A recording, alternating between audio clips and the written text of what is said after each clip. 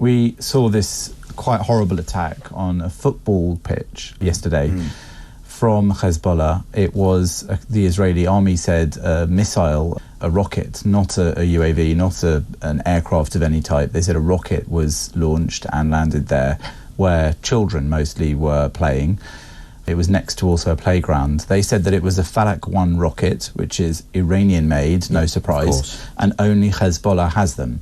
So that's how they know. They say that this was a strike by Hezbollah. And it's important to remember that this isn't actually the beginning of the tensions between Israel and Lebanon in the north. On October the 7th, when Hamas stormed the border of Israel and Gaza and raped and murdered and kidnapped so many people, Hezbollah joined in the north straight away. Yeah. So there was no so-called provocation from Israel. Instead, Hezbollah decided that it was going to join this axis, this Iranian axis, at Israel's potentially weakest moment, when it was trying to pick itself up after that October the 7th attack. And it's been launching rockets and UAVs towards Israel since then. There have been 22 fallen soldiers in the north for Israel, 23 civilians killed, including those 11 yesterday, over 340 UAVs, those are drones, launched at Israel, and over 6,400 projectiles launched at Israel. So we don't hear a lot about that in the Western media. Here in the UK, we hear virtually none of it on the news. And when something like this happens, we see headlines coming out straight away from the BBC, the emphasis being on Israeli-occupied Golan Heights.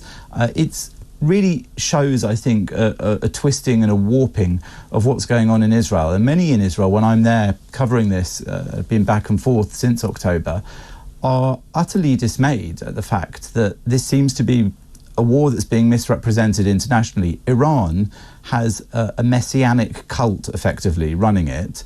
Part of its ideology is to destroy Israel. This isn't a secret. It declares it at any given opportunity. It's hurtling towards nuclear weapons capability. Yep. And even without nuclear weapons, it's wreaking havoc in the region and around the world by using these proxies like Hezbollah and like Hamas in Gaza and the Houthis in Yemen.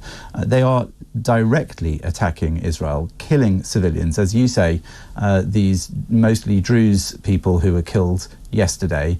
It's time, I think, that Britain, the British government, actually bucked up its ideas and decided to support Israel much more strongly. I know that many people watching the footage coming out of Gaza feel that this is a cut and dried case of an oppressor on the part of Israel somehow punishing unfairly Palestinians in Gaza, but it really is nothing of the sort. It's a total inversion of the truth. The Israeli army is really operating in uniquely difficult circumstances, and the war in the north is just going to hot up. Israel has already retaliated for that strike, and so it should, because no sovereign state can undergo that kind of ongoing, sustained attack from a terrorist army like Hezbollah, which is far more equipped than Hamas ever was. So the war there will be all the worse. I think this is absolutely something that the West needs to get behind, and we're seeing it becoming more and more part of the conversation.